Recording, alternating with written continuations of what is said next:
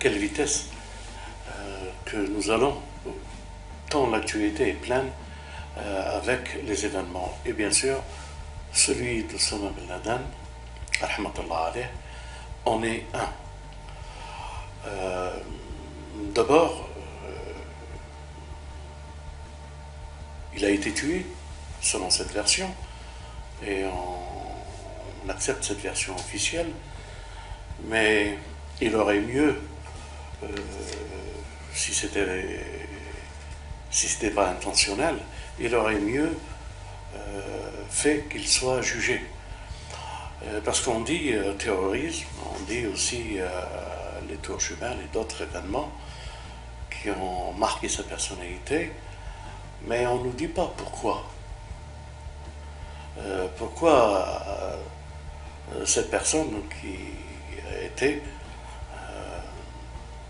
richissime, d'une famille aisée, abandonner tout ce confort et cette vie que le destin lui a donné par sa famille et tomber sur un militantisme, une résistance et des actions. Et il est peut-être important de comprendre comment on est arrivé là. Et ça, c'est pas le sujet malheureusement, et on aurait bien aimé qu'il soit jugé pour que l'opinion publique sache exactement ses motivations et pourquoi il réagit, et il a réagi de cette manière-là en imposant une lutte armée qu'on appelle terrorisme à l'extérieur et à l'intérieur des États européens ou autres, américains surtout. Donc mon analyse elle est un peu différente. J'ai une casquette du parti antisioniste et nous faisons à notre manière de la résistance anti-Israël. Et bien entendu nous la faisons avec les moyens pacifiques et que la France a besoin d'un sursaut, d'un éveil de conscience que le mal se trouve dans ce qui paraît être le conformisme du politiquement correct. Et de ce fait, nous faisons tout avec les moyens que nous avons de résister et de combattre ce mal. Mais avant Ben Laden, il y avait d'autres qui ont subi à peu près le même destin. Che Guevara a été tué par les Américains et pourtant il n'a pas commis de crime à l'intérieur des États-Unis. Mais les États-Unis ont préféré le liquider. À la différence près, c'est que là on avait les images, tandis que Ben Laden n'en a pas les images. Ça, c'est d'un côté une réponse assez facile pour ne pas être pour ne pas être marginalisé par mes réponses ou les prendre d'un côté qui ne disent pas ce que je ressens.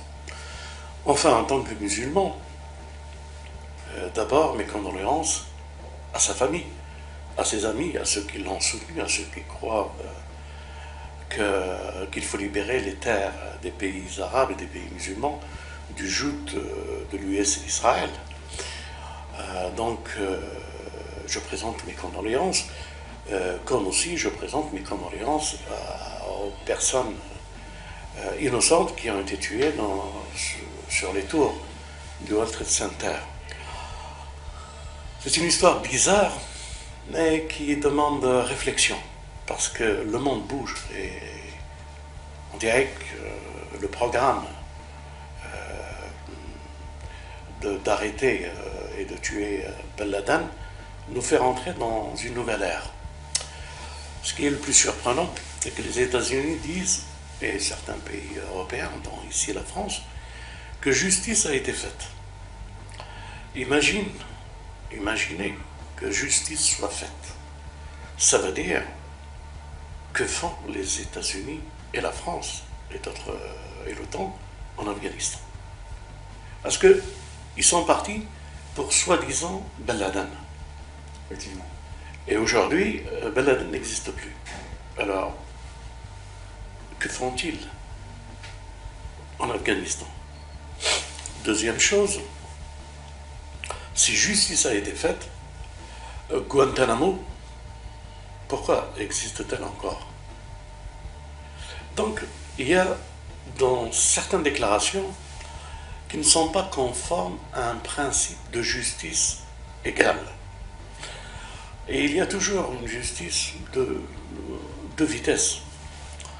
Donc je dis à ceux qui trouvent que justice a été faite en liquidant physiquement Ben Laden, alors que justice soit faite aussi sur Bush. Il a commis énormément de crimes et qu'il faudrait juger un jour. Bush et ceux qui l'ont suivi dans les pays européens, les dirigeants qui l'ont suivi. En somme, cette affaire Ben Laden n'est qu'une partie visible de l'iceberg. Il y a beaucoup de sous-tables et beaucoup de choses qui ne sont pas encore dites, qui ne sont pas claires. Alors la question se pose, pourquoi aujourd'hui? Et pourquoi après les révolutions du monde arabe? Comment le monde arabe va réagir? Et quelle est la perspective future de notre planète? Comment se résoudront les choses? C'est-à-dire, Ben Laden a été un criminel, nous agissons avec lui avec le même principe en tant que criminel. Criminels qui tuent d'autres criminels et des criminels qui répondent aux criminels. Et ce processus-là, il est sans fin. C'est-à-dire que nous allons partir sur une volonté de justice et de crime. Mais jusqu'où peut-on faire un arrêt? Et jusqu'où peut-on réaliser qu'un jour, on peut transformer tous ces foyers de tension dans l'espoir de foyers de coopération. Et que les hommes, les Européens, les Occidentaux, le monde arabe, enfin, tournent une page. D'abord, cette page qu'on appelle le terrorisme, mais en réalité, ce terrorisme, il n'est qu'une réponse à d'autres terrorismes. Alors aujourd'hui, avec la mort de Ben Laden, ils pensent, ce qui est d'ailleurs bizarre, ils l'ont appelé Code Geronimo, un valeureux combattant anti-américain, anti-cowboy, qui viennent aux États-Unis et qui tue les Américains. Voilà ce pays qui est montré en modèle aujourd'hui et qui prend un nom de code Geronimo pour aller assassiner, enfin pour aller liquider Ben Laden. Ben Laden qui devient Geronimo, mais c'est des fous. Franchement, les États-Unis, c'est des malades mentaux. Et ceux qui le soutiennent, c'est-à-dire ceux qui sont ici et qui le soutiennent, finiront par être dans un asile. Comme la politique de Sarkozy. Oui, que je ne voulais pas nommer. Donc, nous sommes dans un monde de fous. Nous sommes dirigés par des fous.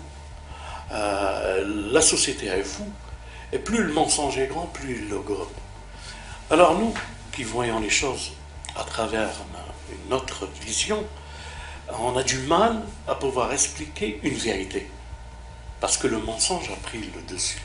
Alors on essaie, par des paraboles, par des signes, montrer à ceux qui veulent être libres. Et quel est le chemin à prendre. Mais tous, c'est-à-dire, mon appel, c'est que les chrétiens et les musulmans doivent s'unir. Et les juifs antisionistes, pour créer une alternative à notre monde. Et bien sûr, cette alternative, elle se reposera d'abord comme principe sur le respect et la fraternité et la liberté.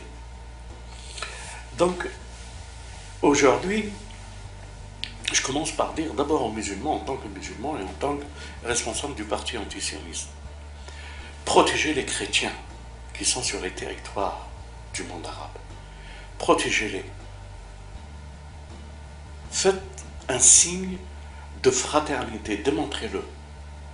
J'ai une image que quelqu'un me rappelait tout à l'heure, c'est ce groupe en Égypte, de musulmans qui priaient et que les chrétiens les protégeaient. Qu'est-ce que cette image est forte. Imaginez, au lieu de faire une histoire sur Paris et des gens qui prient dehors, imaginez cette entente chrétienne et musulmane et que des chrétiens protègent ces musulmans. Mais le sionisme ne veut pas ça. Les États-Unis ne veulent pas de cette alternative. Ils ne veulent pas de cette fraternité. Ils ne veulent pas de la paix. Alors, il y a des extrêmes qui se réveillent et qui deviennent des Ben Laden. Ben Laden, allez, je dirais, une étoile est éteinte. Et dans le ciel, il y a beaucoup d'autres étoiles. Alors que toutes ces étoiles, quelle qu'elle soit leur race, leur religion, qui sont épris de justice, eh bien se donnent la main et œuvrent ensemble pour qu'ils n'acceptent plus le mensonge et qu'ils appellent pour une alternative pour les générations futures. Parce qu'aujourd'hui, le monde, comme il est parti, à la vitesse qu'il part, en 2011, on n'a pas l'impression que nous nous arrêtons à une mort d'un homme. On a l'impression que cet homme qui est parti va donner une nouvelle pulsion qui n'a rien à voir avec cette pulsion apparente d'un acte terroriste aux États-Unis ou ailleurs. C'est une nouvelle dimension dans de nouvelles règles. Est-ce que nous sommes prêts à le comprendre? Pour notre part, le parti antisioniste a déjà dit que l'échéance est proche. Pour notre part, avec notre analyse, Israël ne dépassera pas 2022. Aujourd'hui, les États-Unis pensent à rapatrier ceux qui ont la double nationalité israélienne. Et les Européens et les Russes, c'est pareil. Ça veut dire Israël va disparaître. Ça veut dire ce germe qui a fait des Ben Laden, qui a fait ce que le monde est. Il a une naissance. Cette naissance, c'est l'Occident. Et il a une fin. Et il y a un éveil et une entente que ça se termine entre musulmans et chrétiens, la main dans la main, avec les anti-sionistes juifs, pour bâtir un monde de conciliation. Voilà l'appel que je ferai à l'occasion de cette mort, qu'un monde nouveau se lève. Donc vous pensez que Israël a conscience de sa fin, et les États-Unis avec, c'est pour ça qu'ils sont en train de s'acharner actuellement à sortir de nouveaux projets, peut-être.